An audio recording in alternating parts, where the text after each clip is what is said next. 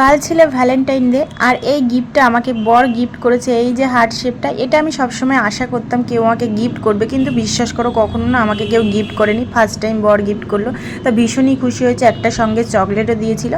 আর এটা ওরা নেক্সট দিন, পরের দিন সকালবেলা, আজকে হচ্ছে শিবব্রত, উপোস আছে, আমার বড় উপোস আছে, আমিও উপোস আছি। আর এই শাড়িটা গুছাচ্ছি, দেখতে পাচ্ছি, এটা কালকে রাত্রে একটু ভিডিও করেছিলাম, সেই শাড়িপত্র গুছিয়ে রাখছি। আর আমার প্রতিদিন প্রায় জামা কাপড় পরিষ্কার করতে হয়, তাই আমি জামা কাপড়, বেড কভার সব তুলে নিচ্ছিলাম, এগুলো ভাঁজ করে নিচ্ছিলাম গুছিয়ে। আজকে যেহেতু সেরকম কাজ নেই, রান্নাবান্না নেই, তো ঘর সেরকম তাড়াতাড়ি পরিষ্কার পরিচ্ছন্ন করে নিলাম। তারপর দুপুরের পুজোটা তোমাদের দেখাইনি, এখন বিকেলবেলা, এখন রেডি হয়ে নিচ্ছি। এই নাইটিটা পরে, এটা আমি নতুন কিনে এনেছি, এখনও পরিনি, আজকেই পরে শিবের মাথায় জল ঢালবো। এটা হচ্ছে কাপ্তান বলে, তো কেমন লাগছে অবশ্যই জানিও।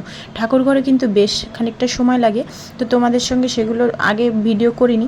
এখন আমি শিবের মাথায় জল ঢেলে নিচ্ছি। আমি কিন্তু একসঙ্গে সবগুলো দিয়েই তারপরে জল ঢেলে নিলাম মন্ত্র পড়ে, আর বেলপাতা দিয়ে দিলাম। আমি সারা রাত প্রহরে ওটা করব না। আগে না, বিয়ের আগে খুব করতাম শিবব্রত, নির্জলা উপোস করে। আমার বর কিন্তু জল পর্যন্ত খায়নি, নির্জলা উপোস করছে, আমি উপোস আছি কিন্তু জল খাইনি। আর তারপরে কি প্রসাদ ফল সব দিয়েছি, গোটা আরও ফল দিয়েছি 5 রকমের, সেটা শিব ঠাকুরের পিছনে আছে। আর এখন ব্রত কথা পড়ে নিচ্ছি। আর ব্রত কথা পড়ে নেওয়ার পরে ঠাকুরের সঙ্গে একটু বিশেষ একান্তই সময় কাটালাম আর ভিডিও করে নিলাম। তারপরে এই যে ময়দাটা মেখে রাখছি, এটা হচ্ছে রাত 12টার পরে আমার বর এসে জল টল ঢালার পরে দুজনে মিলে খাওয়া দাওয়া করব।